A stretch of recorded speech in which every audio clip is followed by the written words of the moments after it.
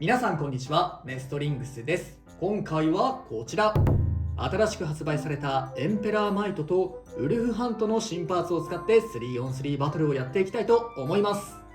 今回対戦するのは私野水航とつぶやきさん太郎とちょめまるとアシです。よろしくお願いします。お願いします。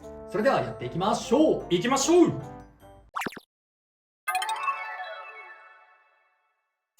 では最初に私野水航とつぶやきさん太郎で対戦していきます。よろしくお願いします。お願いします。今回私野水航はウルフハントのパーツを使っていきます。そしてつぶやきさん太郎がエンペラーマイトのパーツを使っていきます。最初にシュートポジションを決めるじゃんけんをします。最初はグー、じゃんけんぽい。左。お互いのファーストベイ、せーの、じゃん。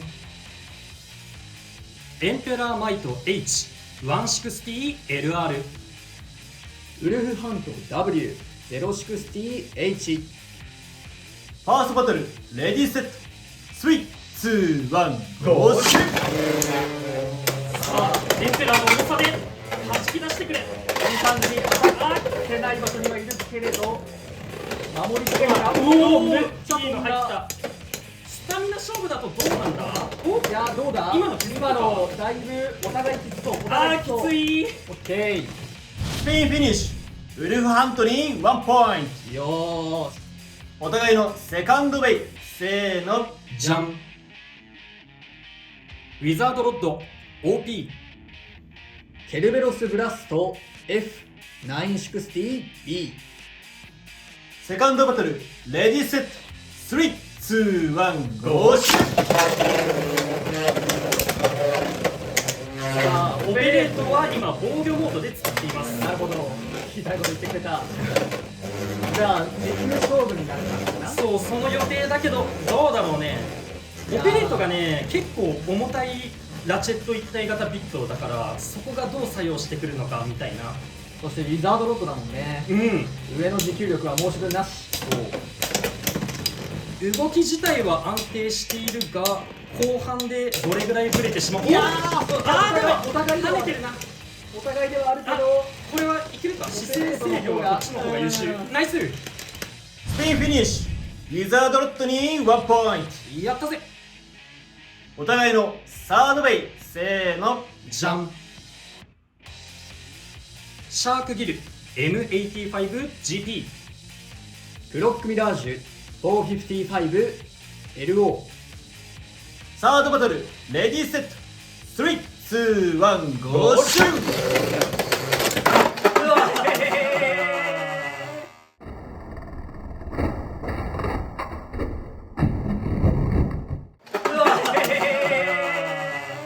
エクストリームフィニッシュ、クロックミラージュに3ポイント。よってこの勝負は野水航選手の勝利だ。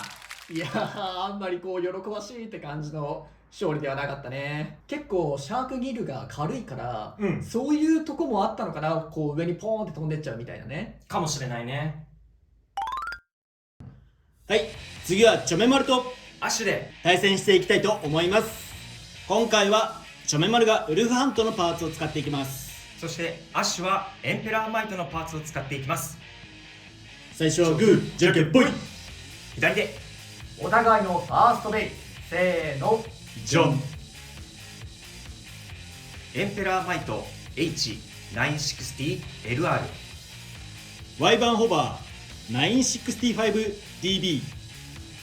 ファーストバトル、レディーセット、3、2、1、ゴーシュ。エンペラー。おお、すごい弾いてるかよ。弾いてるけど弾かれてんだ。あー、飛ばせないか。もう回転力がきついぜ。でも回ってる。長かったね。フィニッシュ、エンペラーマイトに1ポイント。よーし、手堅く1ポイント取れた。お互いのセカンドベイ、せーの、じゃん。ティラノビート OP、 ホエールブラスト F060H。 セカンドバトル、レディーセット、3、2、1、ゴーシュ。さあ、出た。おお、回アッシュはディフェンスモードで運用しています。いいよ、いい動きだ。序盤ちょっとでもアタックっぽい動きだったよね。ね、あよい、フリー回転で受け流してナイス。フィニッシュ。ホエールブラストに1ポイント。いやー、いい動きした。お互いのサードベイ。せーの。ジョン。コバルトドラグーン 965E。ウルフハント D360L。サードバトルレディーセット。3、2、1、ゴーシュ。序盤は暴れずに。おお。さあどうなる。頑張れウルフ。ああ、惜しい惜しい。エレベートの方が有利だと思うが。お、回転をもらうんだウルフ。当たりに行け。当たれ。当たらない。当たってくれ。お、よし、体勢を直した。いいぞウルフ。このまま体勢崩してほしい。いけるか。ちまちまと当たるんだウルフ。回転をもらえ。もらっていけ。フィニッシュ。コバルトドラグーンに1ポイント。よしよし。最後どうなるかヒヤヒヤしたけど勝ちました。サードバトルでも勝敗が決まらなかったので、デッキの順番を入れ替えて続きからやっていきたいと思います。お互いのフォースベイ。せーの。じゃん。ティラノビート。ワイバンホバ攻撃モードに変えました。フォースバトルレディーセット。3、ー。2、1、ゴーシュ。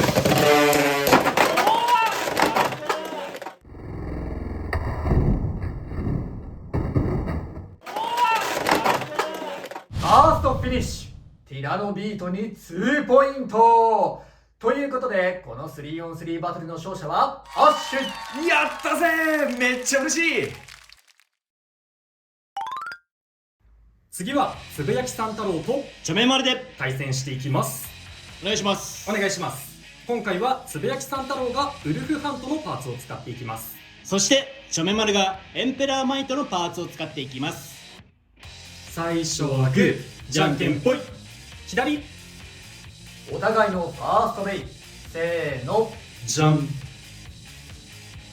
ワルキューレハント F970U。エンペラーエクリプス HOP。ファーストバトルレディーセット。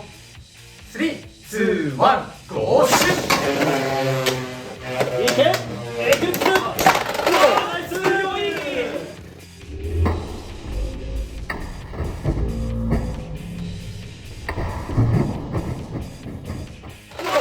強い。オーバーフィニッシュ。エンペラーエクリプスに2ポイント。なかなか重い一撃が入ったんじゃない？今のは見事。お互いのセカンドベイ。せーの。じゃん。シルバーウルフ 060H。ソルマイト W760H。セカンドバトルレディーセット。3、2、1、ゴーシュ。さあ、ヘキサ対決。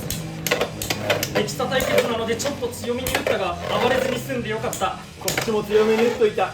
どうだ重量はこっちの方が重いはず。そうなんだよね。そこがどう作用するかで、背の高さ的にもね、こっちのフリー回転の刃が全然いきそうにないなって思ってもいる。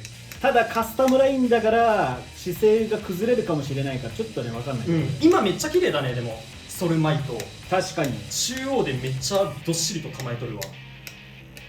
さあこっからどうなるか。ずーっとウィールに当たってるから飛ばすこともないね。いいやー、若斜めの干俺の方がスタミナ減ってるが、若干こっちの方がきつくポなってきて。ジション的にはそっち有利だったけど、スタミナ今こっち有利だな。そうだね、きつくなってきた。いけるかきつくなってきたぞ。おー、ナイス。フィニッシュ。シルバーウルフに1ポイント。やったぜ。ポジション相手の方が有利だったけどなんとかなってよかった。お互いのサードベイ。せーの。じゃん。ゴーレムロック 160R。 ワイバンホバー 160K。 サードバトルレディーセット。3、2、1、ゴーシュ。あー、危ない危ない危ない。出し切れんかったか。さあやこれどうなるどうなるベイフィッシュゴーレムロックに1ポイント。やったぜオールグリーン。サードバトルでも決着がつかなかったのでデッキの順番を入れ替えて続きをやっていきます。お互いのフォースベイ、せーの。じゃん。ゴーレムロック。エンペラーエクリプス。アッパーモードの防御モードに変えました。フォースバトルレディーセット。3、2、1、ゴーシュオーバーフィニッシュ。ゴーレムロックに2ポイント。ということでこの 3on3 バトルの勝者はつぶやきさん太郎。やったぜナイスゴーレム。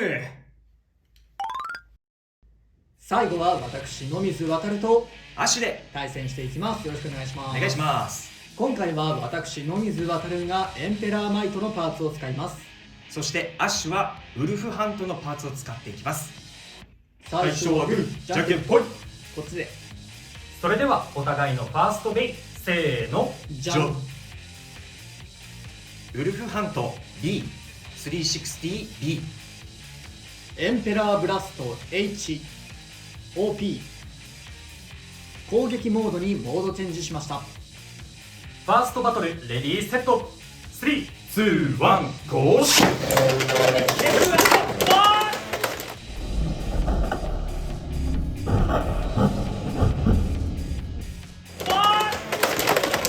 ァーストフィニッシュ。エンペラーブラストに2ポイント。よーし、重たい一撃でバースト。お互いのセカンドベイ、せーの。じゃん。ヘルズリーパー F670O。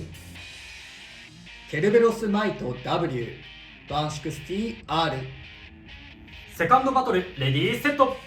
3、2、1、ゴーシュ。いや逆に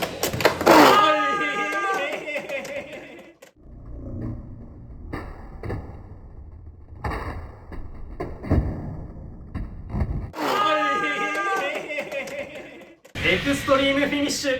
ケルベロスマイトに3ポイント。ということでこの 3on3 バトルの勝者は野水航。なんかさっきのバトルもこんな終わり方じゃなかったっけ。そうね、なんかエクストリームで決まっちゃってたね。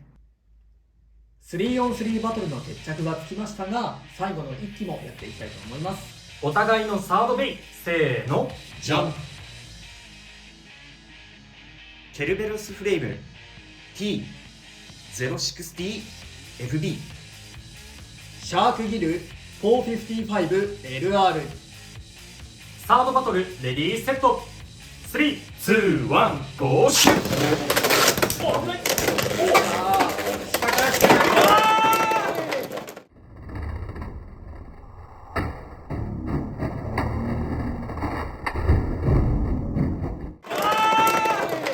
ファーストフィニッシュ。シャークギルに2ポイント。よーし、軽いブレードで早く動いて低いところからバーストを狙う。決まった。乾杯だ。はい、ということで今回はエンペラーマイトとウルフハントの新パーツを使った 3on3 バトルをやってきました。いかがだったでしょうか。いや、新パーツが盛りだくさんですごい一気にいろんなベイが使えて楽しかったね。ねえ、じゃあまずは新パーツエンペラーマイトの方から話していこうかなと思います。まずはロックチップのエンペラー。ついに一般販売で誰でも手に入る形でメタルロックチップが入手できるようになりましたね。今までワルキューレのロックチップしかメタルのやつがなかったので、これでカスタムラインのベイを組む時に誰でもメタルロックチップを使うことができるようになって、これはすごくいいことだなと思いました。で、ただメタルロックチップみんなが手に入るからレアベイのワルキューレの価値が落ちたのかって言われるとそうでもなくって、ワルキューレとこのエンペラーでも重さにね若干の違いがあって、こっちのエンペラーの方はだいたい 4.7g ぐらい、通常のロックチップが 1.7g ぐらいいなので結構重めではあるものの、ワルキューレが 5.6g ぐらいあったので、ちゃんとワルキューレとこのエンペラーでも約 1g ぐらいの差もあって、通常のロックチップよりは重いけどワルキューレよりかは少し軽いっていう、すごくいい調整がされているなというふうに感じました。なので今までワルキューレを持っている人しかワルキューレブラストの組み合わせが使えなかったりしたのが、今後はエンペラーブラストとかいろんなベイを使えるようになっていくかなと思います。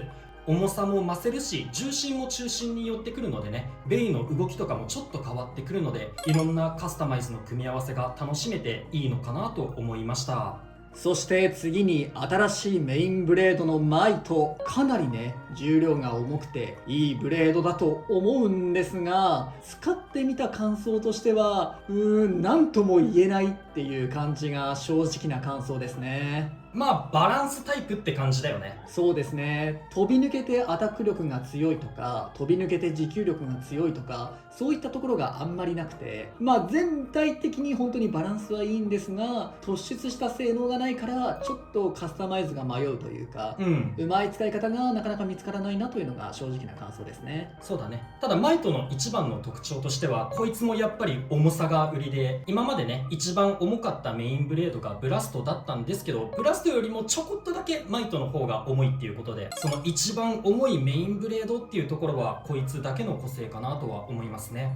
そして新しいアシストブレードのヘビー、こちらはねいろんな CX ベイの重量を、メタルロックチップも同じですが増せるというパーツなので、いろんなところで重宝されそうなパーツなのかなとは思っております。ただウィールとかみたいなね、側面から当たった時に守ることができるよみたいな特徴はなくて、重量を増せるっていうところが特徴なので、アタックタイプとか重量が欲しいっていうカスタマイズでは重宝されそうですが、全体的なパワーバランスだとまだウィールも結構強いのかななんていうふうに思っております。そうだね、ウィールと比べると使いどころが違うっていう風に感じはするね。で、さっきから重い重いって言い続けてきてるけど、このヘビーもやっぱり重くてね、今まではウィールが一番重くてだいたい 7g ぐらいとかあったんですけど、それを超えてきて、このヘビーは 7.9g ぐらいあるので、やっぱ重量に関しては重いパーツばかりで構成されているので、そこもいいなと思いましたし、メタルが2箇所に配分されてるから、もしかしたらバランス調整難しくなるのかなとも思ったんですけど、意外とそういうことはなく、ちゃんとバランスもね整えることができたので、いいアシストブレードだなと感じました。最後にラチェット一体型ビットのオペレート、これは結構面白そうなパーツだなとは思っております。こうやってねモードチェンジで軸先の形を変えることができるのは結構いいなと思っておりますが、私個人の感想としては、ちょっとアタックタイプというか攻撃モードの時の挙動が難しいかななんていう風に思うことはありました。綺麗にエクストリームダッシュをしないと言いますか、飛び越えてしまったり、ちょっと回り方も気持ちが良くないというか、不思議な感じの回り方したり、あとはあんまりねダッシュしない時があったりとかして、もしかしたらこの軸先周りについてる4つのポッチ見えるかな、ちょっと出っ張りがついてるんですけど、こういうところとかももしかしたら原因なのかななんていうふうには思っております。なので結構使う時はこの防御モードで使った方が個人的には活躍しやすいのかななんていうふうに思いました。そうだね。ただ試合の最中でもチョメマルとかアッシュとかがやってたと思うんだけど、相手のベイを見てからモードチェンジできるっていうところは結構いいなと思いました。アタックモードが使いづらいっていうのは俺も思ってはいたんだけど、ただやっぱりねちゃんと動きが明確に変わりはするので、そこはいいところだなというふうに思いましたと、あと前ラチェット一体型ビットとしてターボが出てたんだけど、ターボ使ってた時って結構バーストされやすいなみたいに思ってはいたんですけど、このオペレートに関してはあんまりバーストされないように使えるかなというふうに思っています。形の形状をよく見るとね、ターボの時は大雑把に言うと十字型みたいになってて、引っかかるところが4箇所あったのが多分原因だったのかな。結構バーストされやすくって、同じラチェット一体型ビットだからこのオペレートもバーストされちゃうのかなって発売前は思ってたんですけど、結構バーストされずに戦えることができてたのは好印象でした。される時はされちゃうんですけど、思ったよりかは耐えてくれましたね。と、このオペレートまたこいつも重くって、やっぱりすごい重量があって、これがね 14g ぐらいあるんですよね。これがどれだけ重いかっていうと、普通のラチェットとビットの組み合わせ、例えば160とかだと 5.9g ぐらいで、ラッシュビットとかだと 2g ぐらいなので、それを合わせて 160R 両方合わせると 7.9g ぐらいだったところが、このオペレートはなんと 14g。めちゃめちゃ重いです。で、前出てたラチェット一体型ビットのターボでも 12.7g ぐらいだったので、それを超えてきた重さなので、重量アップという点ではこのオペレートをずば抜けて重いかなと思ってます。今回俺が動画の中で使ってたのはウィザードロッドにオペレートを使っていたんですけど、本当シュートした瞬間にこのベイ重いなって感じるぐらい明確に重量の違いが分かったので、このオペレートだけの戦い方とかもできるんじゃないかなとは思いました。では次にウルフハントの方の新しいメインブレードのハントなんですが、いやーこれは正直、マイトの時もそう言いましたが、こっちもより分かんない感じがしますね。本当にバランスタイプといいますか、こうずば抜けていいところがあるわけではないので、どう使おうかなっていう感じのブレードになってますかね。そうだね、本来はスタミナタイプのメインブレードではあるんだけど、使ってる感触としてはね、なんかバランスタイプっぽいなっていう風に感じたね。はい、でも結構ね、引っかかる部分自体はあるような印象はあるので、もしかしたらアタック運用をしていくと結構楽しい使い方はできるのかななんていうふうには思いました。では次にアシストブレードのフリー。全ての CX ブレードにこのフリー回転するブレードを追加することができるという特徴のアシストブレードになっております。これかなり面白いアシストブレードだななんていうふうに思ってはいたんですが、正直使ってみた感想としてはあんまり防御してくれてる感は感じなかったなーってのが正直な感想ですね。そうだね、CX のベイが結構背が高くなりがちだから、ちゃんとこのアシストブレードのフリーに当たってはいるんだよ。当たってはいるんだけど、なんかそんなに受け流しが効いてないというか、別に当たっててもちゃんと吹っ飛ばされちゃうなっていう風に感じちゃいましたね。なのでやっぱフリー使うんだったらディフェンス運用で使うべきだって思ってたんですけど、ディフェンス運用として使うんだったらウィールの方が相手の攻撃守ってくれるかなっていうような印象はありました。そうですね、なんかウィールの方がね、しっかりと守ってる感があるのがなんともって感じでしたね。ただすごい面白いアシストブレードではありますね。はい。あとはこのフリーでいいなっていう風に思ったところは、メインブレードよりも径が大きくて、このメインブレードよりも外側にアシストブレードのフリー回転バーが来やすくって、ここでぶつかりやすくなっているっていうところはいいところだなって思いました。そして最後に新しいラチェットの060。今まで70と80はありましたが、この60は初のラチェットとなっております。結構ね、こう当たる箇所が少なそうでいいラチェットなのかなとは思っていましたし、60が来たら暴れるんじゃないかななんていうふうに思っていましたが、実際使ってみた感想としてはそこまででもないかなっていう感じですかね。ちょこちょこバーストされちゃうんだよね、やっぱり。はい、やっぱりここなんですかね。この3個の引っかかる部分っていうのがどっかに引っかかったりして、ラチェットのバーストとかが起こったりするんですかねっていう感じですね。ただベイが斜めになった時にラチェットがスタジアムに接触してしまうと思うんですけれど、そういう時にこの060ならスタジアムとの接地面が滑らかなので、スタミナロスが少なめでくるりんと回ってくれるんじゃないかなとは思っています。はい、ということで重たいパーツがたくさん入っていて、メタルロックチップも入っているエンペラーマイトデッキセットと、面白いアシストブレードのフリーなどが入っているウルフハント、興味のある方はぜひ買って遊んでみてください。ということで、この動画が良かったらグッドボタンとチャンネル登録よろしくお願いいたします。それではまた次の動画でお会いいたしましょう。バイバイ。バイバーイ。バイバーイ。